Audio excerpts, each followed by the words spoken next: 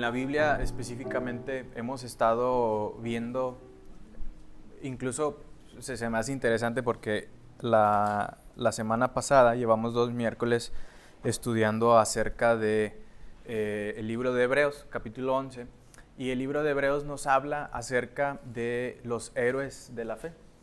Y estos héroes de la fe fueron hombres que sobresalieron de alguna manera, digámoslo así. Eran hombres igual que nosotros, hombres usados por Dios, pero Dios los usó de gran manera a tal punto de poder también afectar de buena manera hacia el pueblo de Israel. Es decir, los hombres confiaban tanto en Dios que Dios los usaba y Dios obraba hacia su pueblo, ¿no? Y en la Biblia tenemos muchos ejemplos acerca de este tipo de hombres. Y yo me acuerdo mucho específicamente de David. A lo mejor hemos escuchado acerca de la historia del rey David, un hombre que desde joven, es decir, desde su llamado, tuvo algo muy especial. Estaban buscando a sus hermanos para ver si allí estaba el próximo rey y buscaban entre los mayores y el profeta dice, no, pues ninguno de estos es, ¿no? Y llega David y dice el profeta, este es, y dice, no, pues si es el menor, él es el que apacienta las ovejas, ¿no? David, ¿qué tiene de bueno como para ser elegido como el próximo, ¿no? Que iba a traer dirección a Israel. Y el profeta dice, no, es él. Entonces conocemos la historia de David, que va con sus hermanos, les deja alimentos, y están en el campo de pelea contra los filisteos y ve que todos están atemorizados. Ve que el pueblo de Israel, el ejército que iba a defender estaba con miedo. Y él llega emocionado, a lo mejor joven, y dice, pues, ¿qué están haciendo? ¿Por qué están dejando que este gigante los blasfeme? ¿Por qué dejan que blasfeme de esa manera al pueblo de Dios?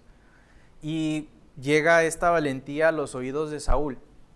Y Saúl le dice, bueno, ponte la armadura y ve contra Goliat. Y David no tiene miedo, va, se pone la armadura, se enfrenta a Goliat, ¿y qué pasa? Vence a Goliat. Entonces, lo busca un profeta, tiene valentía, derrota a Goliat. ¿Qué podemos decir hasta este momento? Es un hombre de Dios.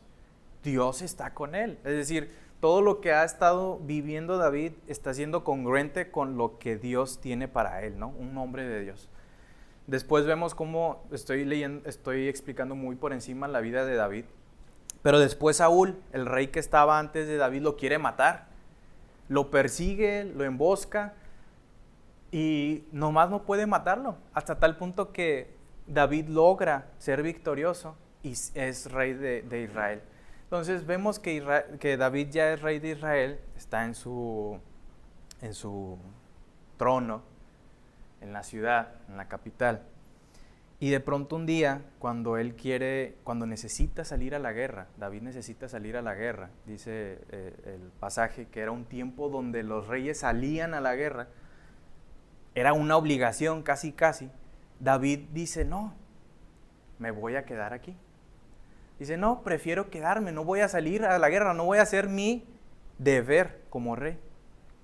El cuate se queda, se pasea por su palacio, ve a una mujer bañándose y dice, ¿quién es? ¿No? Le explican que está casada, que es incluso esposa de uno de sus hombres de la batalla, y no le importa a David esto, va y se duerme con ella, tal punto que ella está embarazada, y le dicen a David que la consecuencia de lo que había hecho es de que ella estaba embarazada, no era su mujer, y el miedo de este hombre es a tal punto que dicen, vamos a matar a su esposo, pues para quitarme un problema. Si ya no tiene esposo, pues yo no la voy a matar a ella, tiene a mi hijo. Entonces mata al esposo, lo manda al frente del grupo de los soldados y de esa manera elimina un problema, ¿no? Y después viene un salmo que escribe acerca del lamento que él tiene por ese pecado que hizo. Pero lo que quiero llegar, y eso es lo que decía mi papá hace rato algo, de que hay hombres de fe que se nos explican en la Biblia, que son hombres grandes, Hombres como David, que mató a Goliat, que huyó de Saúl, que de alguna manera fue llevado como rey, pero llegan un momento donde flaquean, llegan un momento en donde son débiles, ¿no? Decía mi papá acerca de los discípulos, pues ellos estuvieron 3 años con Jesús. Imagínense, estar con el Maestro, con Dios hecho hombre. Eso era un privilegio que nadie más tuvo más que ellos. Y después cuando Jesús se va en el camino de Emaús, ellos dudan, tienen miedo, están tristes, cuando ya les había explicado qué iba a pasar. Entonces es un gran ejemplo de cómo hombres que han estudiado, que han estado cerca de Dios, de pronto tienen momentos débiles, tienen momentos de flaqueza.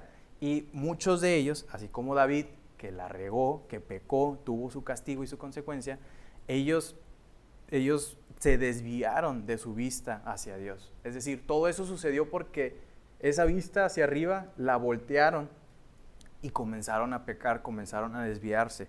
Específicamente Elías, en este libro que vamos a estar leyendo, vamos a leer los 3 capítulos, versículos nada más. Vamos a ver cómo Elías era un hombre de Dios, un hombre a tal punto que cuando Jesús está en el monte de la transfiguración, se aparece Elías. Es decir, Elías era un hombre, era el Superman del pueblo de Israel, había hecho cosas que ningún otro profeta, ¿no? Estaba puesto aquí Elías, todos a Jesús lo confundieron con Elías. ¿Eres tú acaso Elías? Porque Elías había sido un hombre trascendente en el pueblo de Israel. Entonces, el contexto de este pasaje que vamos a estar leyendo, vamos a estudiar a Elías en varios versículos. Si están ustedes ahí en Primera de Reyes, capítulo 16. ¿Cuál es el contexto de Elías? Elías era un profeta de Dios. Y dice el versículo 30 del capítulo 16 de Primera de Reyes. Dice, Acab hizo lo malo ante los ojos del Señor. ¿Quién era Acab?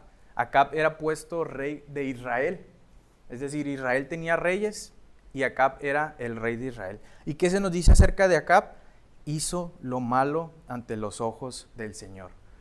Imagínense un gobernante, podemos poner nombres quien sea, Andrés Manuel, Samuel, que está como gobernador. Empieza a hacer cosas malas él, por ende todo el estado, ¿qué va a pasar? Le va a ir mal, porque él está haciendo las cosas mal, pues al pueblo también le va a ir mal. Dice que Acab era el rey e hizo lo malo ante los ojos del Señor. Ya si tu líder, tu máxima autoridad anda mal, pues ya para el pueblo de plano va a estar complicado, ¿no? Y seguimos leyendo este versículo 30, dice, más que todos los reyes que lo precedieron. Por si fuera poco, no es que hizo lo malo poquito, sino que fue el que más mal había hecho hasta ese momento. Dice, más que todos los reyes que lo precedieron, como si hubiera sido poco el cometer los mismos pecados que Jeroboam, hijo de Nabat, también se casó con Jezabel, hija de Ed-Baal, rey de los Sidonios, y se dedicó a servir a Baal y a adorarlo. Hizo lo malo ante los ojos del Señor, hizo más mal que todos los que lo precedieron, y como si fuera poco esto, se casó con Jezabel. Es decir, la reina de Israel era una mujer pagana. El pueblo de Israel era un pueblo santo, no se podía casar ni relacionarse nada con otras naciones. Y este cuate Acab, ¿qué hizo? Fue y se casó con Jezabel. Entonces, pues, había una alianza muy extraña que llevaba a la decadencia al pueblo de Israel. Era un tiempo muy triste para el pueblo de Israel. ¿Por qué era un tiempo muy triste? Porque ahorita tal vez lo leemos, pero Jezabel adoraba a Baal y era un dios que la llevó a cometer atrocidades como matar a todos los profetas de Israel, es decir, derrumbar los altares. No quería saber nada de Dios, Jezabel. Imagínense destrucción, matanza, todo aquel que adoraba a Dios, pues iba a haber castigo.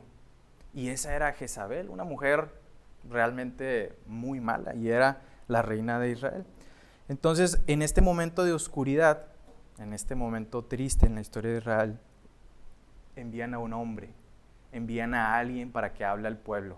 Ese hombre es Elías. Elías tenía que enfrentar toda esta maldad. Y nos dice el capítulo 17, nos movemos un poquito al versículo 2.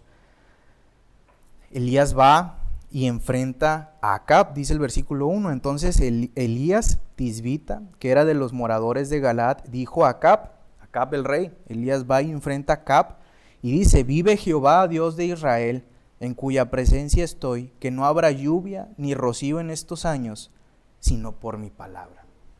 El castigo de este mal que está haciendo el pueblo de Israel, ¿qué va a ser? Sequía. Y para mí es algo muy interesante porque lo primero que hace Elías es ir y enfrentarse al rey. Es muy difícil estar frente al rey y que le digas cosas malas, ¿no? Incluso a veces a los jefes, de repente cuando les quieres dar la contra, pues te va mal, ¿no? A veces, aunque estén equivocados, les tienes que decir: no, sí, pues sí es cierto, ¿verdad? Perdón, yo me equivoqué. No es tan fácil llegar con un jefe y decirle: estás equivocado. O que él reconozca su error, ¿verdad? Si se equivocó y están en una junta, no le vas a decir: pues mira, ves, te equivocaste. No, ese es uno de los peores errores que puedes hacer con un jefe. Elías tiene la valentía de ir con Acab y decirle: por tu culpa, por lo que tú estás haciendo, va a haber sequía. O sea, tú estás llevando al pueblo de una manera tan mala que va a haber un castigo hacia ustedes, que es la sequía. Entonces, vamos a ver 4 cosas de Elías. Esta primera es su valentía de enfrentar y decirle en la cara al rey que no había agua, que iba a haber sequía por su pecado, ¿no? Posterior a eso, a través de la sequía, Elías pasa hambre. Eran tiempos difíciles. Es decir, Elías no es como que iba a estar protegido, iba a llover una nube por donde él anduviera. No, realmente la sequía iba a ser general, pero Dios lo proveyó de muchísimas maneras. Y una de esa provisión está en el mismo capítulo 17, en el versículo 8. Dice: vino luego a él palabra de Jehová diciendo: levántate, vete a Sarepta de Sidón y mora allí. He aquí yo he dado orden allí a una mujer viuda que te sustente. Dios le dice: ve a Sarepta porque ahí va a haber una mujer que ¿qué? Te va a sustentar. Entonces, otro aspecto de Elías es que Dios lo cuidaba. Él tenía valentía para Dios y Dios le respondía de cierto modo, ¿cómo? Protegiéndolo, respaldándolo. Le dice: ve a Sarepta, ahí va a haber una mujer. Entonces Elías llega a Sarepta, no eran momentos fáciles, y dice el versículo 12, Elías le pide de comer a esta mujer, le dice: dame de comer. Y la mujer en el versículo 12 le responde a Elías: vive Jehová tu Dios, que no tengo pan cocido, solamente un puñado de harina tengo en la tinaja y un poco de aceite en la vasija. Esa era la realidad de la gente en ese entonces. No tengo comida. Imagínense llegar a la casa que Dios te haya dicho: ve porque ella te va a sustentar. Llegas a su casa y de repente: oye, pues me dijeron, Dios me dijo que me ibas a dar de comer. Y la mujer le dice: pues mira, no hay comida y lo que tengo son puñitos. Qué impresionante para Elías, ¿no? Y dice la segunda parte del versículo 12: y ahora recogía 2 leños, es decir, la mujer estaba recogiendo 2 leños para entrar y prepararlo para mí y para mi hijo, para que comamos, y es increíble lo que dice al último, y no dejemos morir. Perdón, y nos dejemos morir. Es decir, ya era, gracias Ham, la situación de ellos era tan triste que ya no había esperanza para ellos. Es decir, vamos a comer y ya después, pues Dios dirá tal cual. Dios a ver qué viene. Lo próximo es, lo seguro es la muerte. Entonces Elías le da una palabra tan increíble que la vemos en el versículo 13. No tengas temor. Ve, haz como has dicho, es decir, sigue tu plan, pero hazme a mí primero de ello una pequeña torta cocida debajo de la ceniza y tráemela. Y después harás para ti y para tu hijo. Y aquí es lo increíble de todo esto, porque Jehová Dios de Israel ha dicho así: la harina de la tinaja no escaseará, ni el aceite de la vasija disminuirá, hasta el día en que Jehová haga llover sobre la faz de la tierra. Le da la confianza a esta mujer en que le dice: no va a faltar. Dios ha prometido que el alimento no va a faltar. Por más mínimo que sea, confía. Entonces esta mujer va, prepara su alimento, le da de comer, se sacian. Y después, lo más triste de todo esto, en el versículo 15, Entonces ella fue e hizo como Elías dijo, y comió él y ella, su casa, muchos días. Es decir, ya había alimento para después. Y la harina de la tinaja no escaseó, ni el aceite de la vasija menguó, conforme a la palabra que Jehová había dicho por Elías. Dios respaldaba ¿a quién? A Elías. Lo que Elías decía de parte de Dios, Dios lo cumplía. Elías tenía valentía y Dios lo respaldaba. Qué maravilloso, ¿no? Y del versículo 17 les digo que esto es algo muy importante en la vida de Elías. Después de estas cosas aconteció que cayó enfermo el hijo del ama de la casa, y la enfermedad fue tan grave que no quedó en él aliento. Muy probablemente no había ni medicinas, no había un menjurje, algo. Había poca harina y poco aceite, yo creo que no iba a haber para poder salvar al hijo. El hijo enferma, muere, y la reacción de la mujer, el versículo 18, es que va con Elías y le dice: ¿qué tengo yo contigo, varón de Dios? ¿Has venido a mí para traer a memoria mis iniquidades y para hacer morir a mi hijo? La mujer le dice: ¿qué has hecho, Elías? ¿Por qué vino esta condición a mí? ¿Por qué ha muerto mi hijo, no? Si yo te bendije, o sea, yo te alimenté, te sustenté, pues ¿qué pasó, Elías? Y Elías le dice: dame acá tu hijo. Entonces él lo tomó de su regazo y lo llevó al aposento donde él estaba y lo puso sobre la cama. Y clamando a Jehová, dice Elías: Jehová Dios mío, aún la viuda en cuya casa estoy hospedado has afligido, haciéndole morir su hijo. Y se tendió sobre el niño 3 veces y clamó a Jehová y dijo: Jehová Dios mío, te ruego que hagas volver el alma de este niño a él. Y Jehová oyó la voz de Elías, y el alma del niño volvió a él, y él revivió. Tomando luego Elías al niño, lo trajo del aposento a la casa, y le dio a su madre y le dijo: Elías, mira, tu hijo vive. Entonces la mujer dijo a Elías: ahora conozco que tú eres varón de Dios, y que la palabra de Jehová es verdad en tu boca. Creo que lo más rescatable y lo más importante de todo esto, para seguir avanzando con la historia de Elías, versículo 22, y Jehová oyó la voz de Elías. Dios escuchaba ese clamor de Elías. Así como nosotros tantas veces oramos, Dios lo respondió en ese momento. Nuevamente, lo que decíamos hace rato, tenía el respaldo de Dios. Y sobre todas las cosas, creo que la mujer resume hasta ahorita lo que Elías es: ahora conozco que tú eres varón de Dios. Ese es Elías, un varón de Dios, un varón que enfrenta a reyes sin importar su muerte, un hombre que Dios respalda y un hombre que Dios escucha. Para mí Elías es, les digo, el Superman, o sea, es lo mejor de lo mejor hasta este momento, ¿no? Y dice capítulo 18, si avanzamos para ver lo último de Elías. Dice versículo 1 del capítulo 18: pasando muchos días, vino palabra de Jehová a Elías en el 3er año, diciendo: ve, muéstrate a Acab, y yo haré llover sobre la faz de la tierra. Le dice Dios: es momento de que la sequía cese, pero tienes que ir a enfrentarte primero a Acab. Ya lo había hecho una vez, había que hacerlo otra vez. Elías va, se enfrenta a Acab, y me gustaría que nada más reflexionáramos sobre una frase que dice Elías.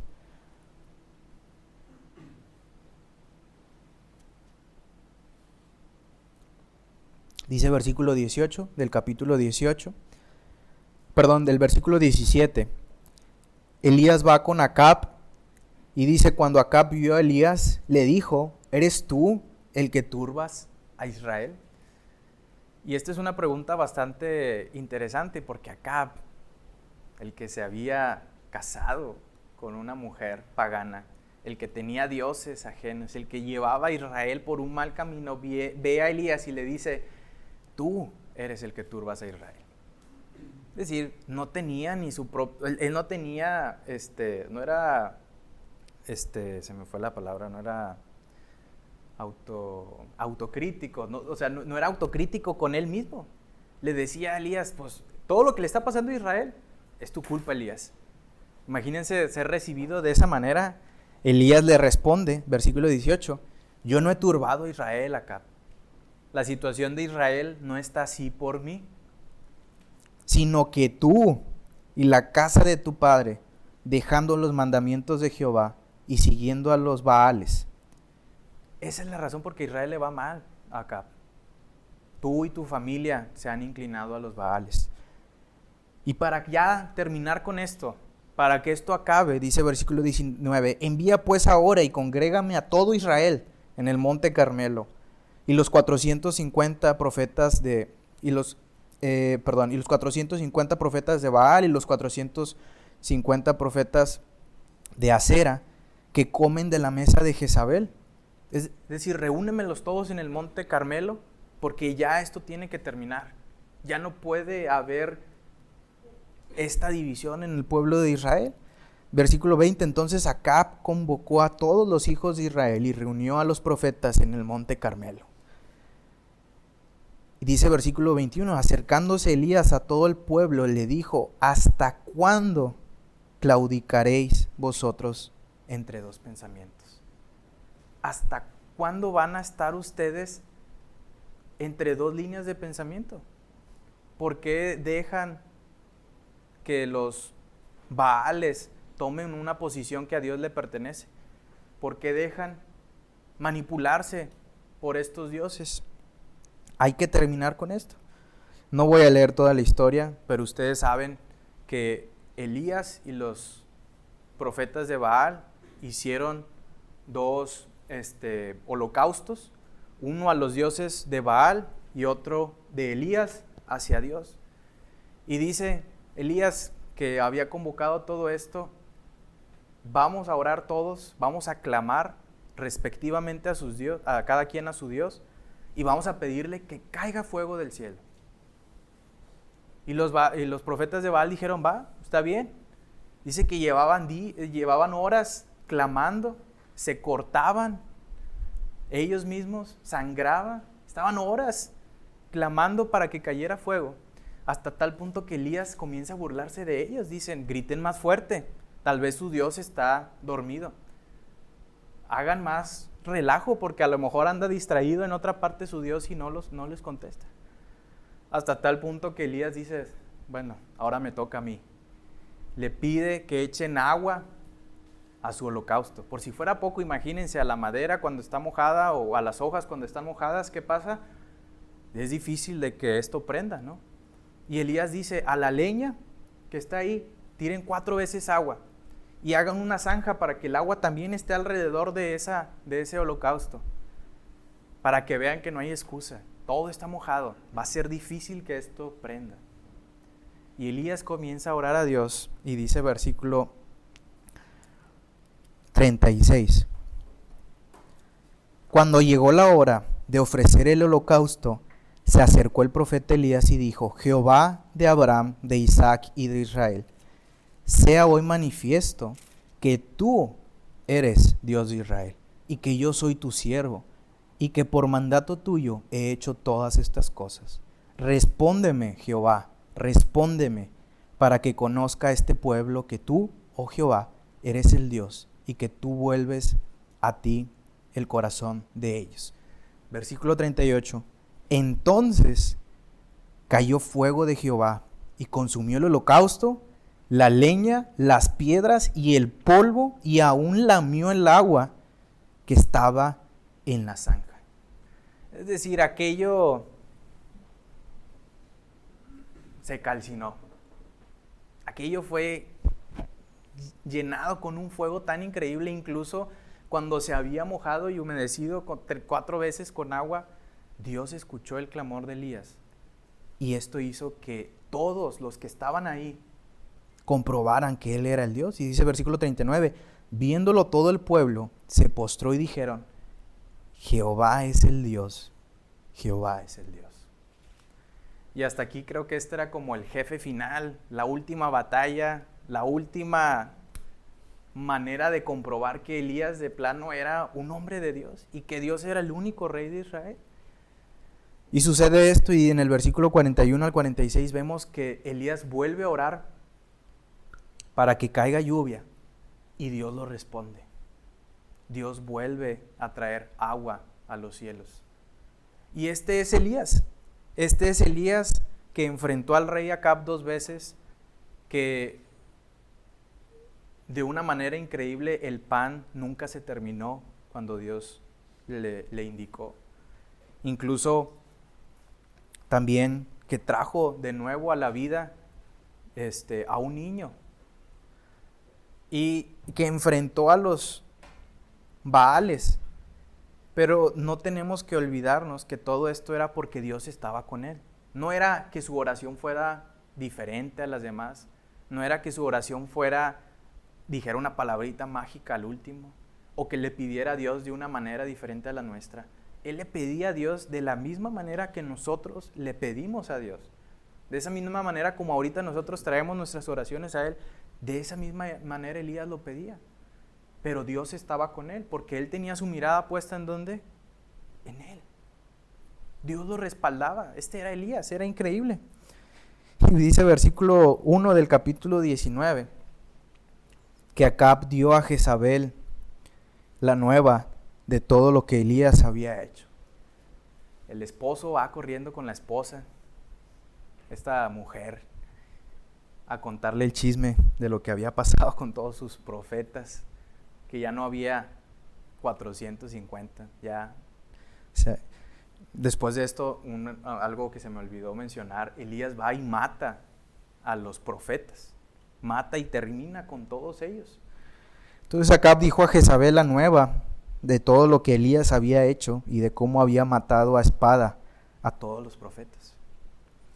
Entonces envió Jezabel a Elías un mensajero diciendo, Jezabel, al enterarse de esta noticia, quiere decirle algo a Elías. Así me hagan los dioses y aún me añadan, si mañana a estas horas yo no he puesto tu persona como la de uno de ellos. Así me hagan los dioses. Ay de mí, si tú mañana no estás muerto como uno de los que tú mataste.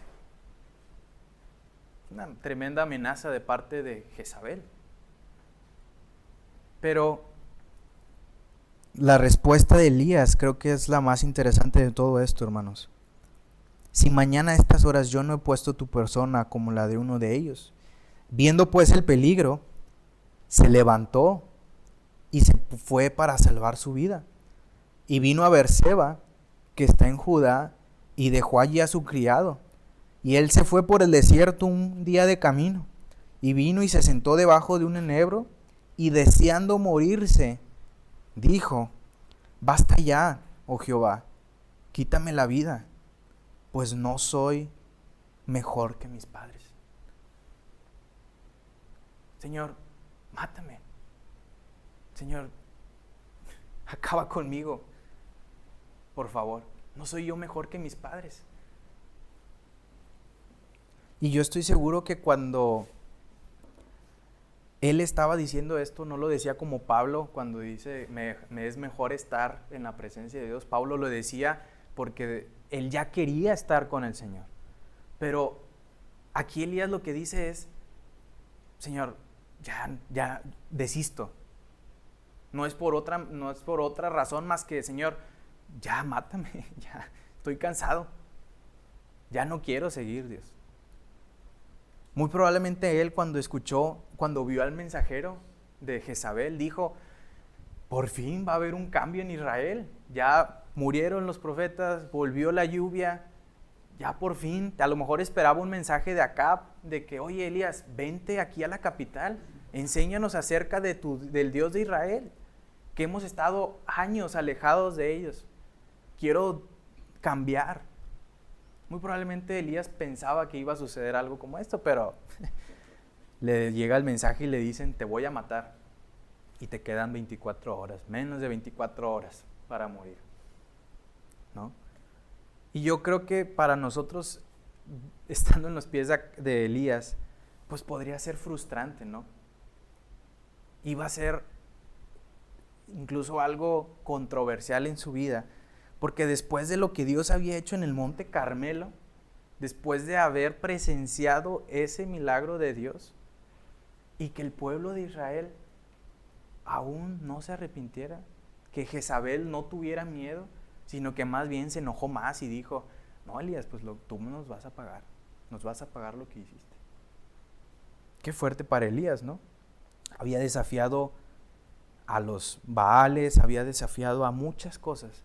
Elías había enfrentado al rey, pero aquí Elías se hunde. Elías tiene miedo. Y aunque Elías era un hombre lleno de valentía, de seguridad, pues en este momento se llena de miedo. Y pues este era el gran hombre de Dios, el Superman del pueblo de Israel, al que confundían con Jesús. Un hombre que tuvo miedo, un hombre que tuvo temor. Dice Santiago 5:17 que Elías era un hombre sujeto a pasiones semejantes como las nuestras. Elías tenía las mismas batallas que nosotros tenemos. Elías también se afligía, Elías también se debilitaba, Elías también tenía miedo. Y no sé ustedes, pero yo sí a lo mejor con lo que habíamos leído antes de este capítulo 19, yo ya era complicado identificarse con Elías, ¿no? ¿Quién ha orado aquí para que el pan de manera milagrosa no se acabe?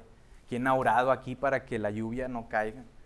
¿Quién ha orado aquí para que el fuego descienda del cielo? Elías lo había hecho y era difícil hacer eso, era un hombre de Dios. Pero Elías en esta condición creo que sí se parece más a Cheque, se parece más a uno de nosotros. Un hombre con miedo, un hombre sujeto a pasiones como las nuestras. Y la realidad es que somos débiles, hermanos, y por eso lo relacionaba mucho con el tema de mi papá, el que compartía. Estos hombres que estuvieron 3 años con Jesús, estaban tristes después de que Él se fue. ¿Por qué están tristes si eso significa que Él tuvo victoria? Les dijo en varias ocasiones, yo voy a morir, pero no os preocupéis. Pero estos hombres estaban afanosos, ¿no? Pablo en 1 Corintios 10:12 dice, el que piense estar firme, mire que no caiga. Elías estaba más que firme. Yo creo que era el rockstar, la verdad es que era un gran hombre para mí. Yo lo veo y digo, qué padre ser Elías. Pero en este momento cayó. El que piense estar firme, mire que no caiga. Y me gustaría que reflexionáramos ya para ir viendo el tema de este mensaje, la actitud que tiene Dios con Elías. Podemos criticar a Elías, podemos juzgarlo, podemos señalarlo, pero ¿qué hace el Dios que respaldó a un hombre como Elías? ¿Qué hace Dios ante un hombre, su profeta, que estaba desanimado y huyendo? Me da risa porque dice el versículo 3, viendo pues el peligro, se levantó y se fue para salvar su vida. Es decir, vio el mensaje, se fue y vámonos. Se quitó de responsabilidades. A su criado, ¿qué hizo? Fue y lo dejó por allá, le dijo, ¿sabes qué? Pues te va a ir mal conmigo, muy probablemente nos maten a los dos y nos encuentran, mejor tú quédate aquí. A lo mejor estratégicamente si te ven a ti o te encuentran, pues no me van a ver cerca porque yo voy a ¿qué? A correr por el desierto. Y esta expresión que dice y se fue por el desierto un día de camino es porque Elías iba, imagínate que hay en el desierto, pues nada más que sequías. Elías iba corriendo sin rumbo, huyendo. Ese era Elías. Y viene Dios a buscarlo. Se pone debajo de un árbol, de un enebro, y le dice a Dios, quítame la vida. Dios, quítame la vida. Y yo, viendo el panorama de lo que hemos visto de Elías, había que tener mucho cuidado con las peticiones que Elías le daba a Dios, porque Dios lo sustentó, Dios lo escuchó y dejó de caer agua del cielo. Dios mandó fuego cuando Elías se lo pidió, y ahora que Elías le pide a Dios, mátame, cuidado, Elías, porque Dios, pues sí te escucha, te puede matar. Y muy probablemente si nosotros fuéramos Dios, claro que sí, Elías debería de morir, porque cómo es que un heraldo de Dios, un hombre que tenía que representar a Dios, ser el diferente, se estaba echando ya a la borda, ya quería abortar la misión. Muy probablemente para nosotros era un Elías, sí, Elías, definitivamente Elías, gracias, este es tu retiro, ya hay que jubilarte, ya hiciste mucho por nosotros, gracias. Pero Dios, ¿qué hace? Dice el versículo 5, echándose debajo del enebro, se quedó dormido, y he aquí luego un ángel le tocó y le dijo, levántate, come. Elías se queda dormido, viene un ángel, lo despierta, y lo primero que ve Elías al despertarse en su cabecera no es Dios con una espada. Elías, aquí está lo que pedías. No era Jezabel alrededor de él.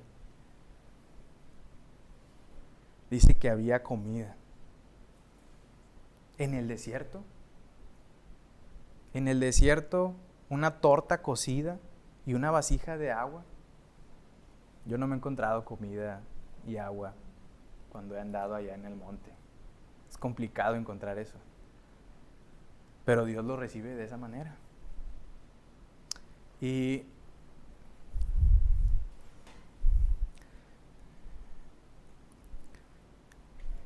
en Juan, si quieren yo les leo, si gustan acompañarme, Juan capítulo 21.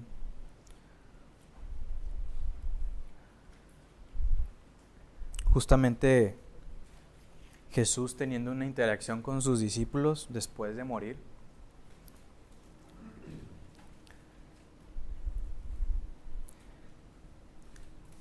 Dice versículo 1 del capítulo 21, después de esto, Jesús se manifestó otra vez a sus discípulos junto al mar de Tiberias y se manifestó de esta manera. Estaban juntos Simón, Pedro y algunos otros discípulos, Tomás, Natanael, los hijos de Zebedeo y otros más. Dice que después de esto, Pedro les dice, voy a pescar, y ellos le dijeron, vamos, nosotros también contigo. Fueron y entraron en una barca, y aquella noche no pescaron nada. Ellos se dedicaban a esto, a pescar. Ya no estaba Jesús, tal vez ellos ya estaban más tranquilos, ya se había acabado todo. Se van a pescar toda la noche y no encuentran nada. Y dice el versículo 4, cuando ya había amanecido, se presentó Jesús en la playa. Después de estar toda la noche intentando pescar algo sin tener éxito, Jesús se presenta a la orilla de la playa. Dice, mas los discípulos no sabían que era Jesús. Y versículo 5, y les dijo, hijitos, ¿tenéis algo que comer? Quizás desde la orilla, ellos sin saberlo, alguien les grita, ¿tienen algo de comer? Toda la noche pescando. Y ellos responden, no hemos tenido éxito, nos dedicamos a esto, pues qué barbaridad, ¿verdad? O sea, son pescadores y no tienen éxito. Y dice versículo 6, les dijo Jesús, echad la red a la derecha de la barca y hallaréis. Entonces la echaron y ya no la podían sacar por la gran cantidad de peces. ¿Acaso nunca lo quisieron echar del otro lado? ¿O los peces estaban escondidos ahí cada vez que caían la red y nada más estaban esperando la indicación de Jesús para ir sobre la red? Pero eso no es lo increíble. Simplemente quiero hacer hincapié en el versículo 7. Entonces aquel discípulo a quien Jesús amaba dijo a Pedro, es decir, Juan le dice a Pedro, es el Señor, es el Maestro. Emocionado Juan, es Jesús, no lo habían visto, es Jesús. Y Pedro, eufórico como nada más él, dice que se echó al agua, se quitó la ropa y se aventó, y como cuando hacen unas carreritas en la alberca que van azotando el agua, me imagino así Pedro intentando llegar a la orilla de la playa, porque era Jesús, su maestro. Pedro nada a la orilla, llega,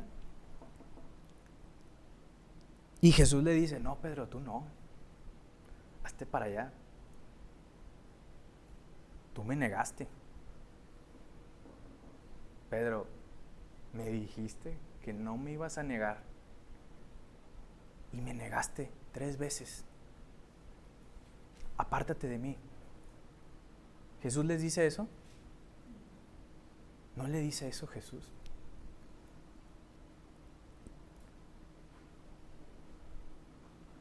Versículo 9. Al descender a tierra, vieron brasas puestas y un pez encima de ellas y pan. Jesús les dijo: traed de los peces que acabáis de pescar. Y subió Simón Pedro y sacó la red a tierra, llena de grandes peces, 153, y aún siendo tantos la red no se rompió. Jesús les dijo: venid, comed. Jesús no los recibió porque estáis escondidos, porque estáis afligidos, porque huyen. Pedro, me negaste, me habías dicho, ninguno estaba al pie de la cruz, todos tuvieron miedo y se fueron. ¿Por qué me abandonaron? Jesús pudo haber dicho esto, pero Jesús muestra su amor con ellos y les dice: vengan a desayunar. Ya está el desayuno listo. Qué gran muestra de amor de nuestro Señor Jesucristo.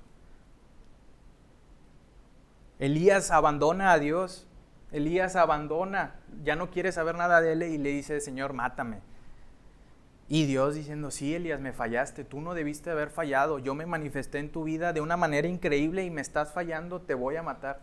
Se despierta Elías y hay alimento. ¿Hay qué? Provisión de Dios. Dios le pudo haber dicho: sí, Elías, me fallaste, me abandonaste, no me estás representando bien. Sin embargo, yo en tus mejores momentos te proveí. Ahora en tus peores momentos también te proveo alimento. Elías, tú cambias de ánimos. Yo no cambio, Elías. Yo soy un Dios soberano. Elías, tú te cansas, te afliges, te abates. Yo no.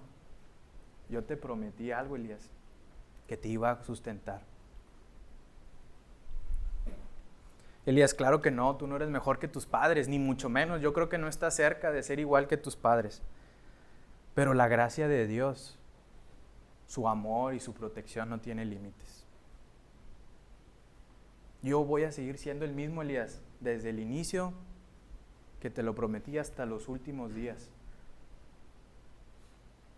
Elías se quería morir. ¿Saben quiénes son de las personas en la Biblia que se nos dice que no murieron? Elías no murió. Dice que un torbellino vino con un carro y se lo llevó. Elías, tus planes no son mis planes. Elías se quería morir y Dios dijo: no, Elías, tus planes son muy malos. Es más, yo ni tengo plan de que tú mueras. Tú te vienes conmigo. Es increíble, maravilloso que los planes de Dios, su amor y su misericordia es muy diferente a la nuestra. Volvemos ahí a Primera de Reyes, capítulo 19, ya para terminar. Después de que Dios le provee a Elías, aun y cuando él le falló, dice que él comió, bebió y volvió a dormirse. Elías volvió a su sueño.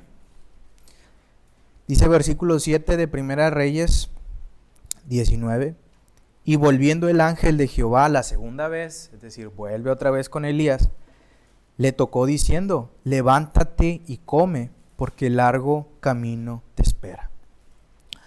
Nuevamente Dios lo vuelve a proveer.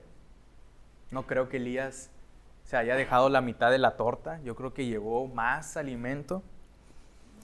Y dice, después de que se comió esto, se levantó pues y comió y bebió, y fortalecido con aquella comida, caminó 40 días y 40 noches hasta Horeb. Yo no sé si con una comida aguanto andar 40 días y 40 noches.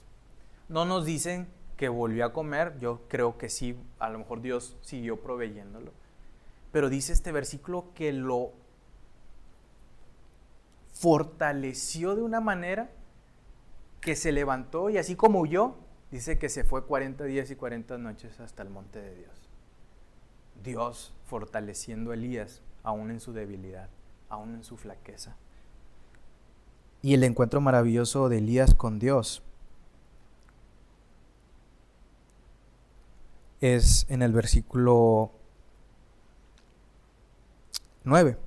Llega a Horeb y dice, allí se metió a una cueva donde pasó la noche.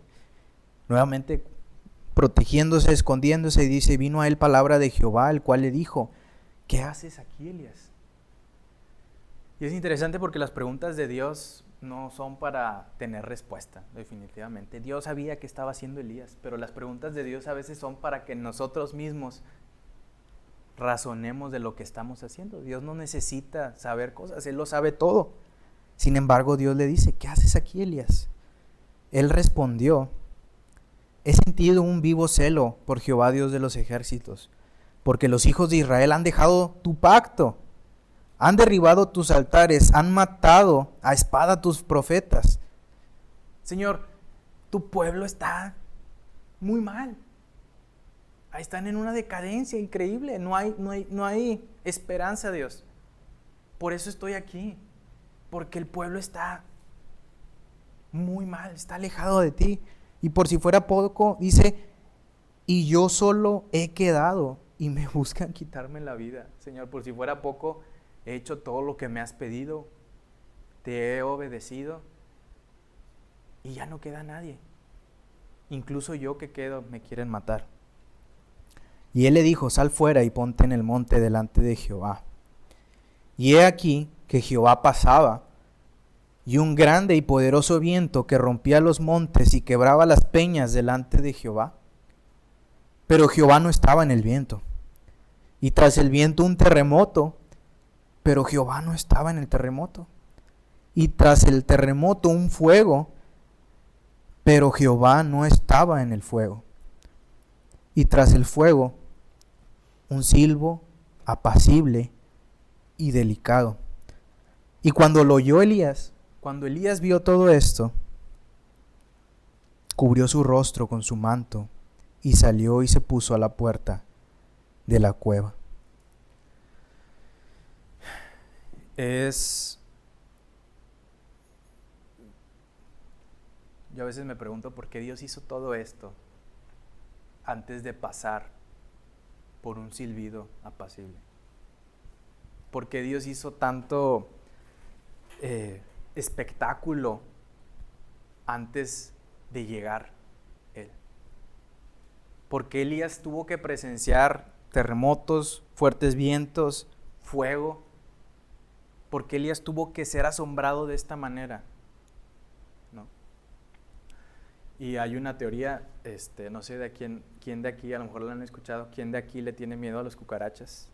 ¿Alguien le tiene? Bueno, no levanten la mano, sé que debe de haber algún miedo, ¿no? Dicen que una de las cosas para quitar el miedo a las cucarachas es entrar a un cuarto y que ese cuarto esté lleno de cucarachas. Sí, que esté lleno, todas las paredes llenas de cucarachas, que estés caminando y las estés pisando. 5 minutos. Y después abren la puerta y meten un león. En ese momento las cucarachas dejan de tener cualquier sentido. Esté lleno de cucarachas, tú vas a querer librarte del león, porque el león, ¿qué es? Carnívoro, te va a querer matar, te va a querer comer. El miedo, ¿hacia dónde se traslada ahora? Pues hacia el león, porque ya las cucarachas ya de plano pasaron a un segundo plano. Dios es el león, las cucarachas muy probablemente eran Jezabel. Dios quería que Elías volteara a verlo a él. Elías tenía miedo, ¿por quién? Por Jezabel, porque su miedo lo había puesto, su mirada lo había puesto en una mujer pagana que no tenía ni poder. Imagínense si Elías, teniendo esa seguridad en Dios, cuando les dijo, te vamos a matar, no, hombre, ¿qué va? Dios me va a proteger, Dios me va a cuidar. Es más, Dios puede mandar una legión de ángeles, puede mandar lo que sea, puede levantar un ejército y me va a cuidar porque yo soy un hombre de Dios. Pero Elías no hace eso. Elías pierde su mirada de Dios y la pone en las personas. Pierde de vista a Dios, ese Dios 3 veces santo, ese Dios poderoso, ese Dios que para presentarse pasan vientos con estruendo, terremotos, fuego. Ese es Dios, el Dios que creó todo eso. Y Elías estaba viendo ¿a quién? A una mujer.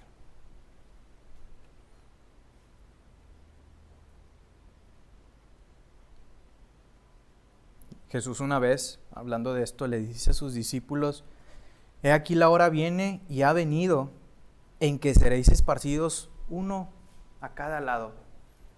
La cosa no va a estar sencilla, ustedes van a tener que irse, van a tener que salir. Y yo sé que conocen este versículo, en el mundo tendréis aflicciones, la van a pasar mal, no les va a ir bien, van a tener pruebas, van a tener retos, no va a ser todo tiempo de oración y alegría. La van a pasar mal. Pero confiad, yo he vencido al mundo. Ya nos hicieron el spoiler más grande de nuestras vidas. Tenemos la victoria en Cristo. Obviamente nos vamos a turbar, obviamente nos vamos a cansar, obviamente vamos a hacer un Elías que corre hacia la cueva, hacia el desierto. Pero le dice Dios, Elías, hey, tus ojos, ¿en dónde están? Mírame a mí.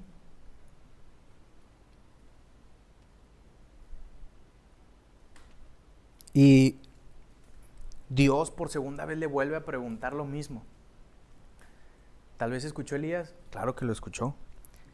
Dice el versículo 13, y aquí vino a él una voz diciendo, ¿qué haces aquí, Elías? Por segunda vez. Y pobre Elías vuelve a decir lo mismo. Versículo 14, y respondió, he sentido un vivo celo por Jehová, Dios de los ejércitos, porque los hijos de Israel han dejado tu pacto, han derribado los altares y han matado a espada a tus profetas, y solo yo he quedado y me buscan para quitarme la vida. Y le dice Dios a Elías, Elías, tranquilo, aún hay muchos planes para ti. Versículo 15, y le dijo Jehová, ve, vuélvete por tu camino y ya no regreses, Elías, quédate en tu casa. Ya no me sirves, Elías. Ve, vuélvete por tu camino por el desierto de Damasco y llegarás y ungirás a Hazael por rey de Siria, a Jehú ungirás por rey de Israel y a Eliseo ungirás para que sea profeta en tu lugar. Sí, Elías, tú que me fallaste, sí, Elías, tú que andas aquí de miedoso, todavía hay planes para ti. Yo te voy a seguir usando. A pesar de tu miedo, yo sigo siendo Dios. Y apenas aquí, si seguimos leyendo la historia de Reyes, iba a comenzar el gran cambio. Como la profunda y gran responsabilidad de Elías de ungir a reyes, de quitar a Acab. Esa era una gran misión. Elías estaba a punto de ungir a 2 grandes reyes y después dice que iba a ungir también a su sucesor, a Eliseo. El camino todavía no estaba terminado para Elías. Dios seguía obrando en su vida.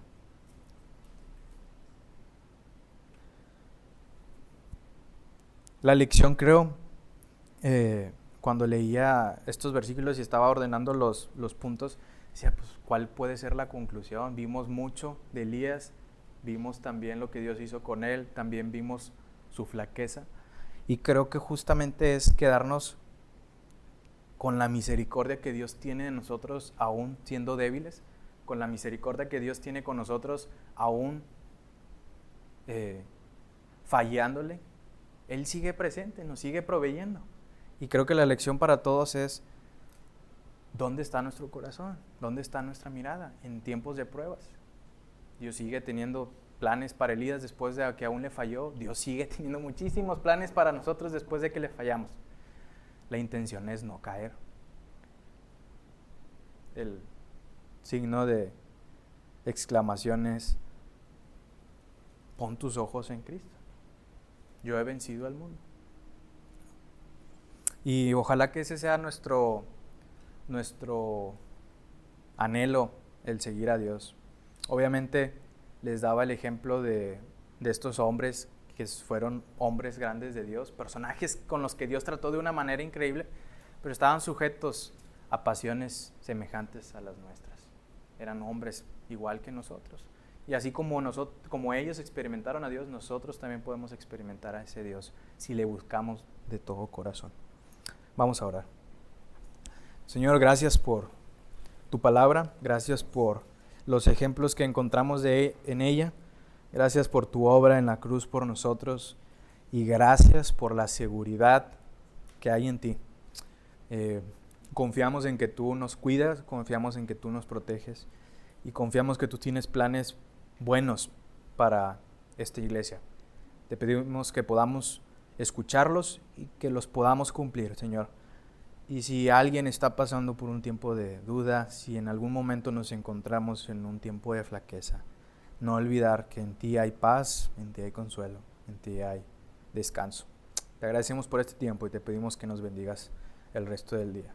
Amén.